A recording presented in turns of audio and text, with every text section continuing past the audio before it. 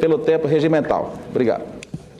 Senhor presidente, senador Cidinho, eu quero cumprimentar todos os senhores senadores, senhoras senadoras, os ouvintes da Rádio Senado, os telespectadores da TV Senado. Senhor presidente, nós precisamos em Roraima realmente fazer uma ampla e profunda limpeza da corrupção que imperou no Estado. O próprio vice-governador que assumiu a vaga do ex-governador que praticou esses fatos todos, está denunciando agora publicamente. Primeiro, foi o anúncio de que o Estado deve 700 milhões só da sua receita. Mas, se contarmos tudo, empréstimo, transferências da União, dá 2 bilhões e 700 mil. O Estado está falido.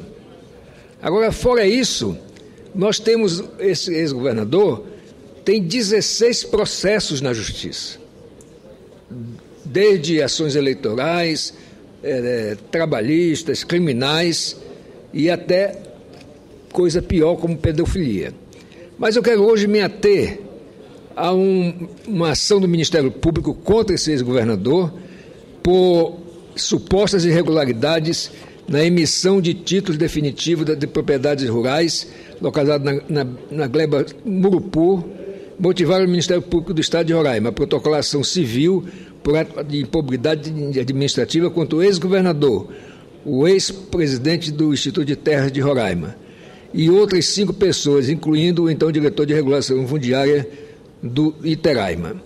A investigação conduzida pela 2ª Promotoria de Justiça Civil, mas com atuação ao patrimônio público, apontou fraudes supostamente levadas a efeito pelos agentes públicos do Pedro Paulino Duarte e Naudi Pires, que, com respaldo do ex-governador, teria emitido título de terra sem observar as exigências legais vigentes.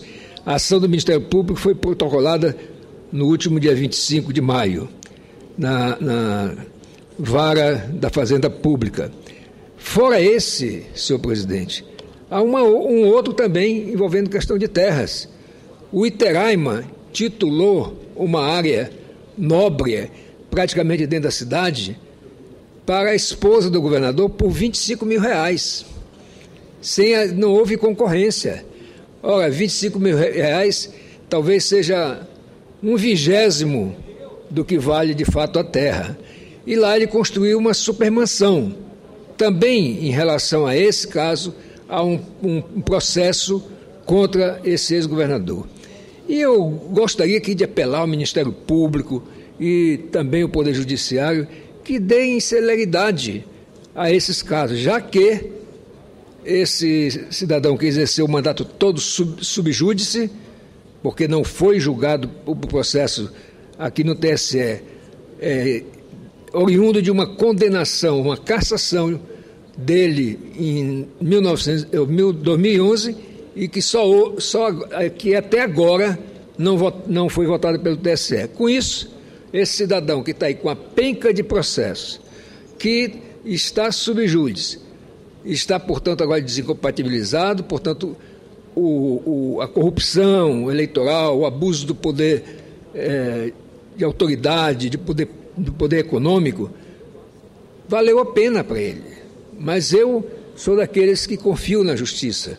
Tenho 2 filhos juízes e tenho certeza que os magistrados sérios deste país, assim como os promotores do Ministério Público Estadual e Federal, não deixarão que esse homem chegue na convenção sem ter uma condenação em 2º grau por um colegiado, porque isso seria, sim, verdadeiramente trabalhar para que nós pudéssemos ter nas eleições gente de ficha limpa, e não como esse governador que tem 16 processos contra ele, repito, inclusive um por pedofilia, esse homem fique livre, solto, dizendo que vai ganhar a eleição porque tem mais de 50 milhões no bolso. Então, é impossível acreditar que essas coisas não aconteçam na atualidade.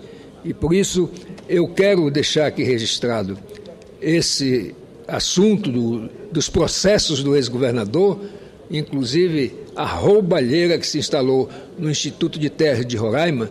Logo nós, senador Cidinho, que quando fomos transformados de Roraima em Estado, as terras na época eram registradas em nome da União, porque era um território federal.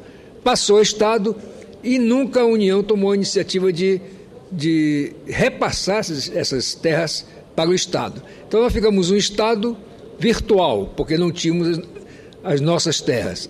O governo, depois de tanto tempo, passou essas terras, transferiu para o Estado.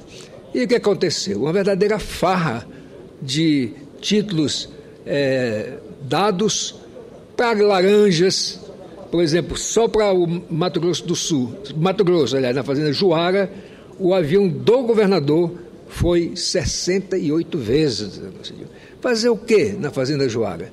Segundo sabemos, pegar procurações de laranjas, em nome dos quais foram tituladas as terras. Então, se aprofundarmos essa investigação, vamos ver que hoje esse governador já tem a maioria das terras melhores do Estado e ainda faz uma mansão, uma super mansão, num terreno próximo à cidade de Boa Vista, posso dizer, colado, em que ele comprou por 25 mil e construiu uma casa de vários bilhões de reais.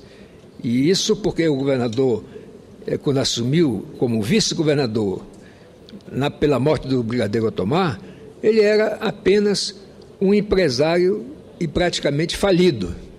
E, portanto, em 7 anos, ele fez o milagre de ter essa casa em Boa Vista, que é já documentada pela revista Época e tal, mas nós temos informações de que ele é um dos maiores empresários em Fortaleza e que lá em Roraima várias coisas estão em nome de laranja, como postos de gasolina, etc. E esse homem está navegando sem nenhum problema na política.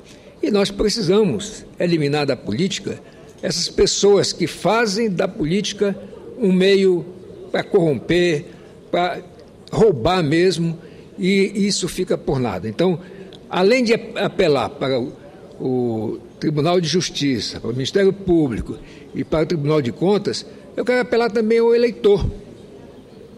Porque não basta dizer que a pessoa só é ficha suja quando julgou os seus processos por um colegiado.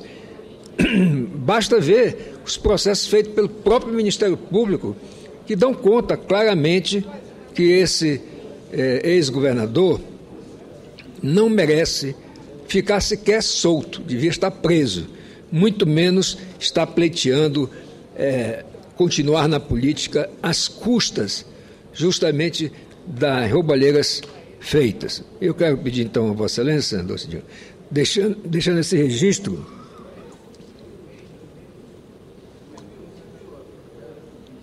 que me entristece porque prejudica muito o meu Estado, mas ao mesmo tempo na esperança de que esse cidadão seja punido e punido de maneira adequada, não só ressarcindo aos cofres públicos o que foi roubado, também retornar ao patrimônio do Estado as terras que ele grilou.